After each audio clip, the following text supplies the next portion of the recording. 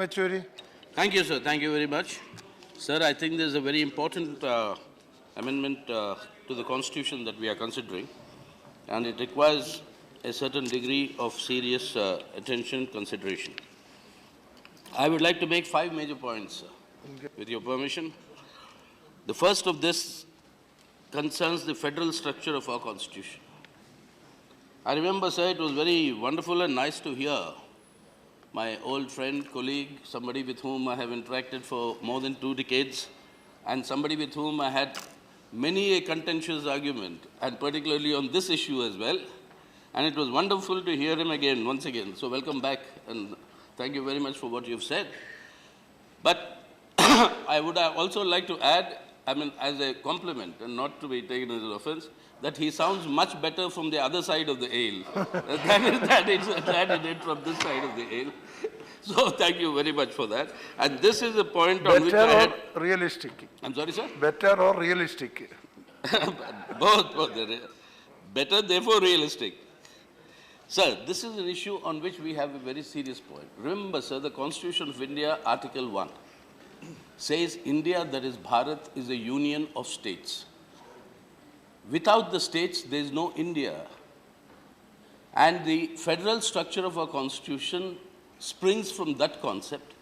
And therefore, the entire structure, the federal structure and the rights of the states is something that is absolutely fundamental to the Indian Constitution. And it's that Constitution because of which all of us are here and discussing. And therefore, this structure, this issue of a general goods tax, services was not included at that point of time when the Constitution was being debated. What was being talked about was taxes on goods. This was not a new concept that has come up now. It has been going on in our country, at least in our Constitutional Assembly debates since then. Whether the state should have the right to have a sales tax. And let me quote Dr. Ambedkar, sir, on this issue in the Constituent Assembly debates. What does he say? I quote, "It seems to me that if we permit the sales tax to be levied by the provinces, then the provinces must be free to adjust the rate of the sales tax to the changing situation of the province, and therefore a ceiling from the center would be a great handicap in the working of the sales tax." He continues, sir, again quote, I quote, "There are a large number of resources on which the provinces depend have been concentrated in the center list. It is desirable at least to leave one important source of revenue with the provinces. Therefore, I think that the proposal to leave the sales tax in the hands of the provinces from that point of view is very justifiable thing," unquote. This issue has been under debate since then. We introduced the VAT in our wisdom. Much of that has been encroached upon. Now the GST, bringing the services also into its ambit along with the goods, will virtually take away this right. Now the state governments, or what was called the provinces then, not having any right to raise resources for whatever they would consider they are elected. They consider as important for the welfare of the people in those states, that will now be prohibited. How are you going to address this issue? I've discussed it with the finance minister myself, and we said at the time when the GST bill comes, then this should be addressed in the sense leaving some flexibility to the states. I'll tell you why, sir. Today you have the Kerala government, from where you come, sir, the state, has imposed a tax called the health tax. It is on your fast food and all these sorts of foods that increases obesity. It is a very noble thought. It's been welcomed internationally. But such rights will not exist after we enact this amendment and the bill subsequently. Or take the case of West Bengal, the state I come from, to this house.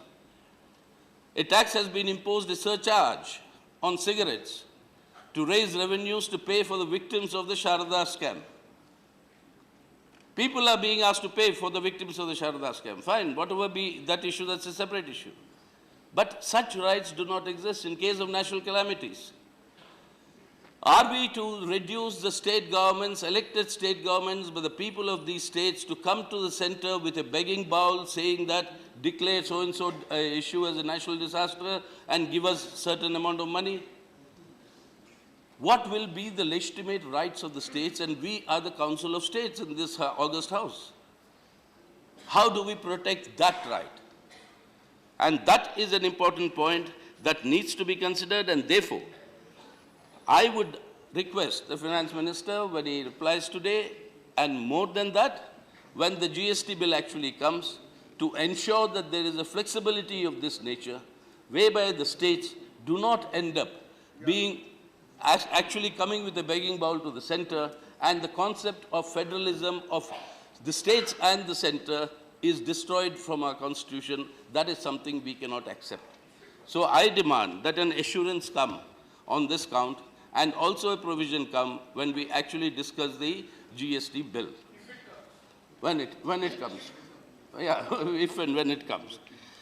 The second major point I want to take, sir, is a point with which I was so happy, as I said earlier, hearing it from my good friend, Sir P. Chidambaram, the question of the entire concept of a goods and services tax, which is actually an indirect tax, and an indirect tax is a regressive tax.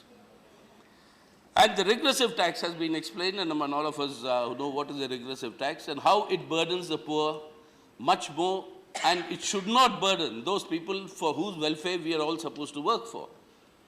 Now, how is this, you consider this situation. In India today, the direct tax component revenue in our country today for our country's resources is 37.7%. 62.3% already comes from your indirect taxes. That is, the people are burdened by that amount.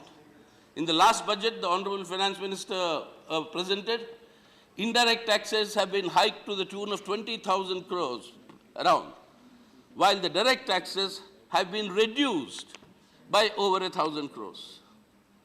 What are you doing, sir? Enriching the rich, impoverishing the poor?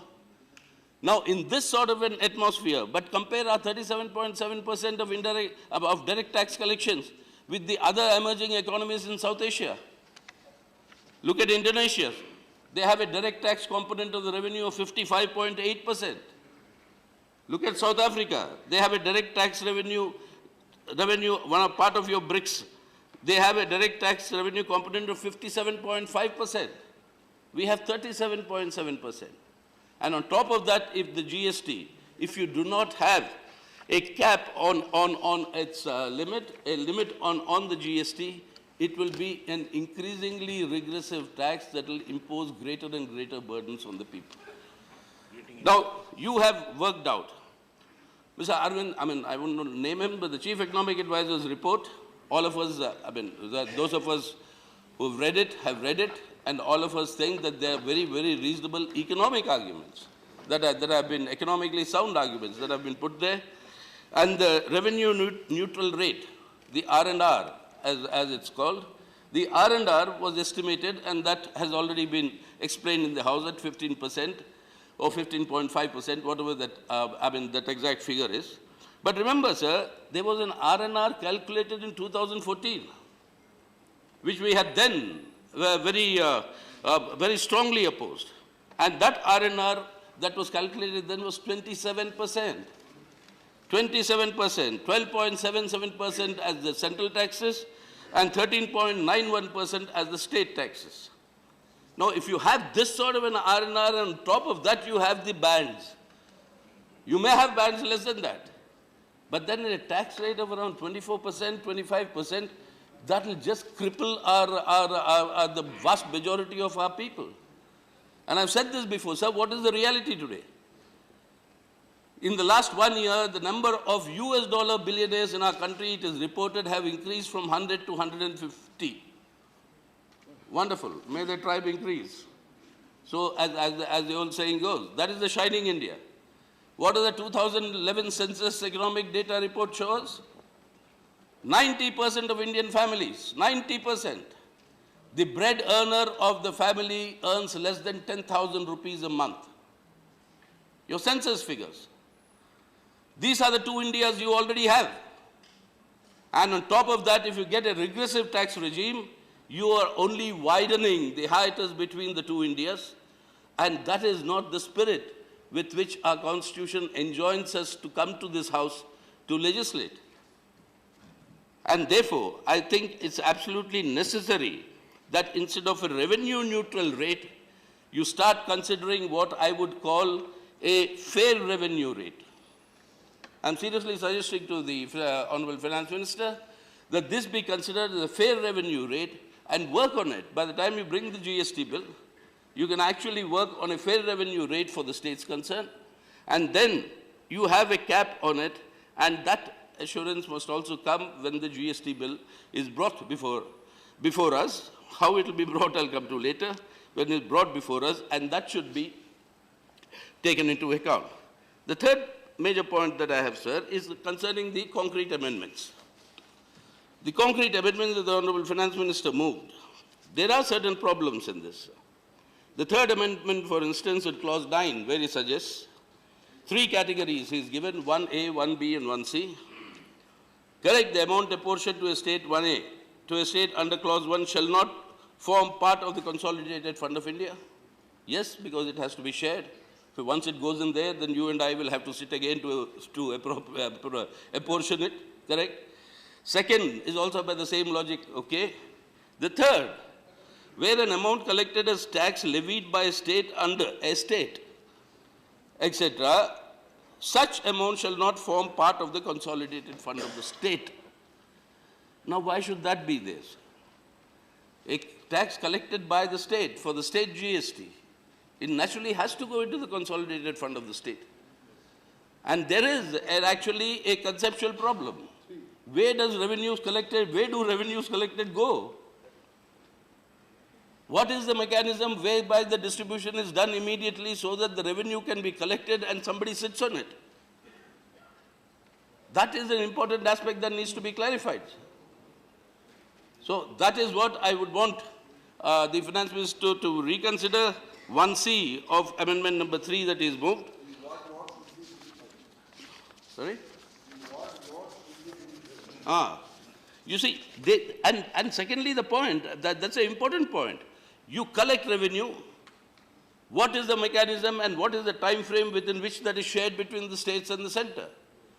If you don't have that clarity, then how can you collect revenue which doesn't go into the consolidated fund? That's not permissible under our constitution. That cannot remain in vacuum, hanging somewhere, that amount. So therefore, this is a serious lacuna, according to me, that needs to be addressed. There is another amendment, the fourth, that has been moved by the Honorable Finance Minister. Sir, I have with me letters from the chair of the Empowered Committee of State Finance Ministers, a position that since this bill has discussed over the last 2 decades, a position that was occupied by the left front government's finance minister, now occupied by the current finance minister of West Bengal, and a letter also from the finance minister of Kerala. I know letters by the state finance minister should not be normal course be read out here, so I'm not reading out the letters. I'm sorry? Why can't? I can. I said I will. You can say that. Okay, Mr. Vice Chairman, if you so say so. But you're saying from there, not from the chair, so that's no problem. Now both the West Bengal Finance Minister and the Kerala Finance Minister. And their point, I think there is a point in which they argue that there has been an issue on the question of a tax levied and collected by the union under clause 2 of etc., etc. This is the newly proposed amendment 1B under article, saying number 4 of the finance minister's amendments to clause 10. And whereby this amendment, I am informed, has not been discussed in the last Empowered Committee meeting of the finance ministers. And it goes against the decision of the Empowered Committee of 2014, where it was decided that the residual amount in the IGST shall be shared with the states as per the Finance Commission formula. So therefore, both the states have suggested, Chairman of the Empowered Committee have suggested that this be deleted and let the clause 10 remain what it was as the Lok Sabha passed it. That it needs serious consideration, and I would like the Finance Minister to respond to that when he sums up this discussion. The fourth major point is, of course, on the dispute resolution mechanism. Right now, it appears it's been left to the GST. They'll work out a mechanism. But I think greater thought must be given to that, and that mechanism must be spelled out more concretely and in a tangible form at the time when the GST bill is brought for consideration. And that I'm requesting the Finance Minister to do so. Finally, sir, I know you're looking at the clock, sir. So finally, I'll end with only one point, that, sir, this is a very, very serious piece of legislation. We are making a very major radical departure from the revenues collected by the state and the central governments for their functioning. We are making a very major departure from the objectives for which these revenues are collected and how they will be spent. Now, this GST bill, therefore, is a bill of such a major importance that it should come back for consideration, not merely the GST bill, but all the bills connected with the GST. There is the IGST, there is the SGST, interstate and the state. They must all be brought here also for our deliberations, and therefore they should not be brought as a money bill. I've made this appeal to the Finance Minister myself. Please bring them as a finance bill, because I've given, sir, you are aware, I've told you earlier my interpretation of Article 110 of the Constitution of India. A non-legal, non-lawyer, common sense interpretation. 110(1) says what are the items that constitute a money bill. Yes. 110(2) says what are the items that do not constitute a money bill.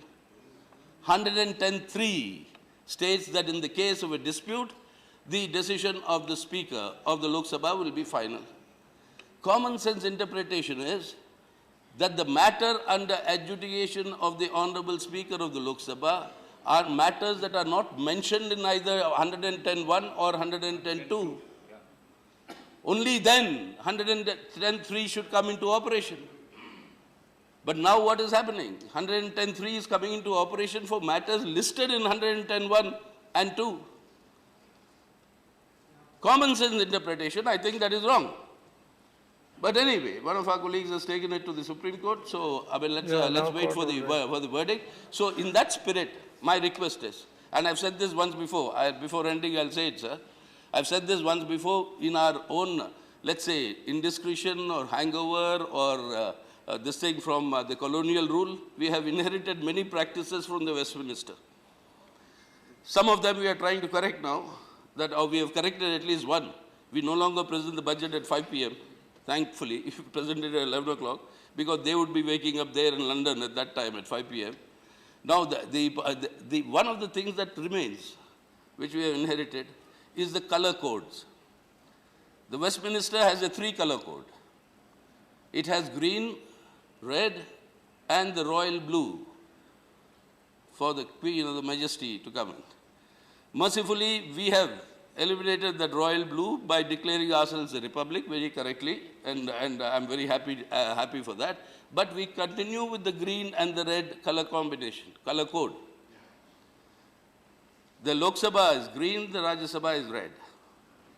In the indiscretion, if the Lok Sabha passes any legislation, which in our wisdom and consideration we think is not in the interests of the people, we will show the red flag and stop it for the interests of the people in the country. And that is what we are for. That right cannot be denied. Yeah.